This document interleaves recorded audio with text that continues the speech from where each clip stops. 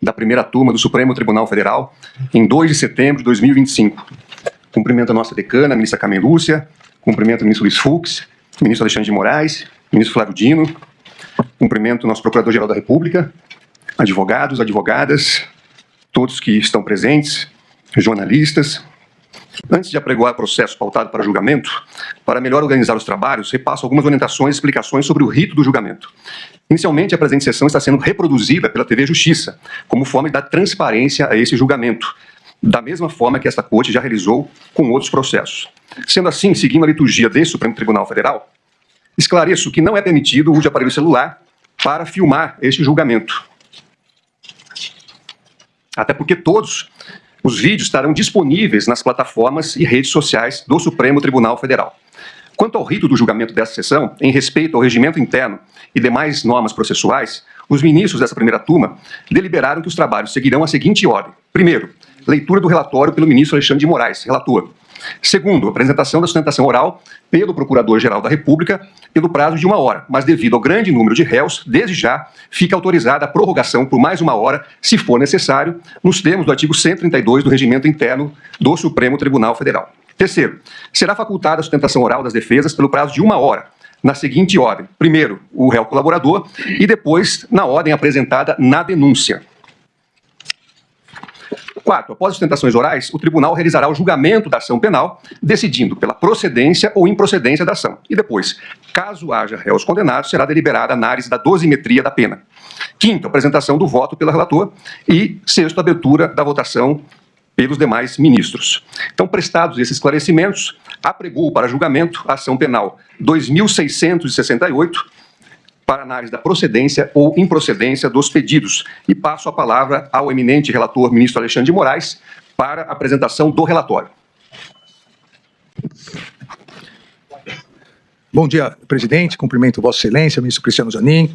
Cumprimento a ministra Carmen Lúcia, ministro Luiz Fux, ministro Flávio Dino, procurador-geral da República, professor Paulo Bonet.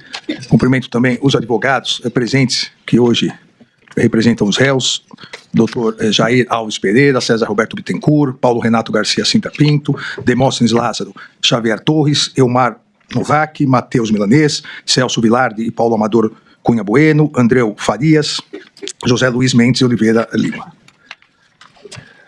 Presidente, antes de iniciar propriamente o relatório, eu acho importante esclarecer, nós chegamos hoje, o Brasil chega hoje, em 2025, quase 37 anos da Constituição de 1988 e 40 anos da redemocratização, com uma democracia forte, as instituições independentes, uma economia em crescimento e a sociedade civil atuante.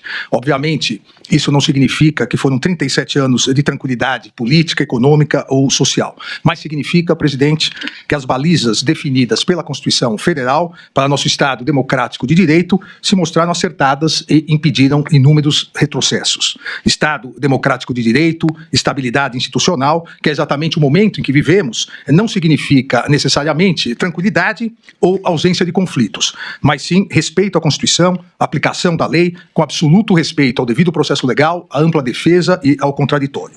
Esse julgamento que se inicia do denominado núcleo crucial pela Procuradoria-Geral da República, é mais um desdobramento do legítimo exercício pelo Supremo Tribunal Federal de sua competência penal conferida pelo legislador constituinte em 1988, e em que pese, obviamente, a sua importância, segue exatamente o mesmo rito processual, o mesmo respeito ao devido processo legal que esse Supremo Tribunal Federal vem seguindo já nas 1.630 ações penais ajuizadas pela Procuradoria-Geral da República, referentes à tentativa de golpe de Estado do dia 8 de janeiro de 2023, nessas 1.630 ações penais, nas quais já ocorreram 683 condenações, 11 absolvições, 554 acordos de não persecução penal e ainda permanecem 382 ações em andamento.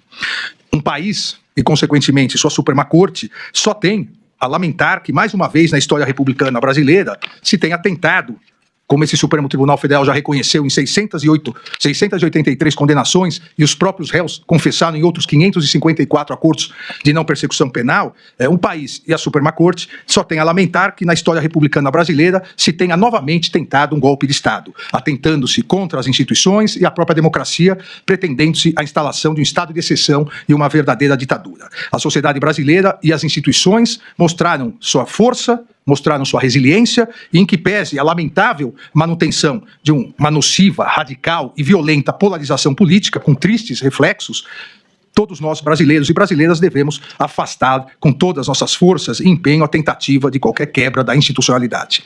Mas, presidente, nesses momentos, a história nos ensina que a impunidade, a omissão e a covardia não são opções para a pacificação, pois o caminho aparentemente mais fácil, e só aparentemente, que é da impunidade, que é da omissão, deixa cicatrizes traumáticas na sociedade e corrói a democracia, como, lamentavelmente, o passado recente do Brasil demonstra. A pacificação do país, que é o desejo de todos nós, a pacificação do país depende do respeito à Constituição, da aplicação das leis e do fortalecimento das instituições. Não havendo possibilidade de se confundir a saudável e necessária pacificação com a covardia do apaziguamento, que significa impunidade e desrespeito à Constituição Federal e, mais, significa incentivo a novas tentativas de golpe de Estado. A missão desse Supremo Tribunal Federal é analisar as acusações oferecidas pela Procuradoria-Geral da República, a partir das provas produzidas, segundo o devido processo legal, a ampla defesa, o contraditório, como foi verificado na presente ação penal e será detalhado no relatório. Existindo provas, acima de qualquer dúvida razoável, as ações penais serão julgadas procedentes e os réus condenados. Havendo prova da inocência ou mesmo qualquer dúvida razoável sobre a culpabilidade dos réus, os réus serão absolvidos. Assim se faz a justiça. Esse é o papel do Supremo Tribunal Federal, julgar com imparcialidade e aplicar a justiça a cada um dos casos concretos, independentemente de ameaças ou coações, ignorando pressões internas ou externas. Lamentavelmente, no curso dessa ação penal, se constatou a existência de condutas dolosas e conscientes de uma verdadeira organização criminosa que, de forma jamais vista anteriormente em nosso país, passou a agir de maneira covarde e traiçoeira com a finalidade de tentar coagir o Poder Judiciário, em especial esse Supremo Tribunal Federal, e submeter o funcionamento da Corte ao crivo de outro Estado estrangeiro. Essa coação, essa tentativa de obstrução, elas não afetarão a imparcialidade e a independência dos juízes desse Supremo Tribunal Federal, que darão, como estamos dando hoje, presidente, a normal sequência no devido processo legal, que é acompanhado por toda a sociedade e toda a imprensa brasileiras. Publicidade e transparência que não encontram paralelo em nenhuma corte do mundo. Nenhuma corte ou tribunal do mundo dá tanta publicidade e tanta transparência aos seus julgamentos como o Supremo Tribunal Federal.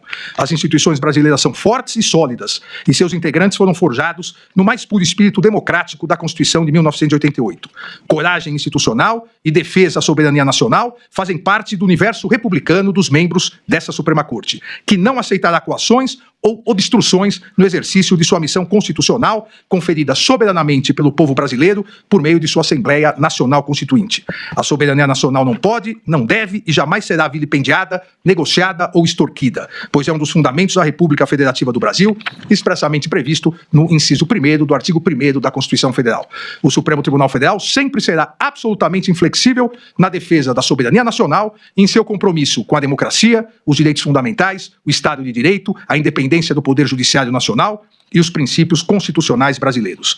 A independência judicial constitui um direito fundamental dos cidadãos, inclusive o direito a todos de uma tutela judicial efetiva e ao processo e julgamento por um tribunal independente e imparcial, pois não se consegue conceituar um verdadeiro Estado democrático de direito sem a existência de um poder judiciário autônomo para que exerça sua função de guardião da Constituição e das leis. É um princípio inflexível da Constituição brasileira a independência do poder judiciário em defesa do país. E a história desse Supremo Tribunal Federal demonstra que jamais faltou ou jamais faltará coragem aos seus membros para repudiar as agressões contra os inimigos da soberania nacional, da democracia, do Estado de Direito ou da independência do Poder Judiciário. Essa Corte vem e continuará realizando sua missão constitucional e, em especial, nesse segundo semestre, realizará, e hoje iniciamos, o julgamento e as conclusões das importantes ações penais relacionadas à tentativa de golpe de Estado de 8 de janeiro de 2023. Sempre dentro do devido processo legal, do respeito à ampla defesa e contraditório, inadmitindo qualquer ingerência interna ou externa na independência do Poder Judiciário.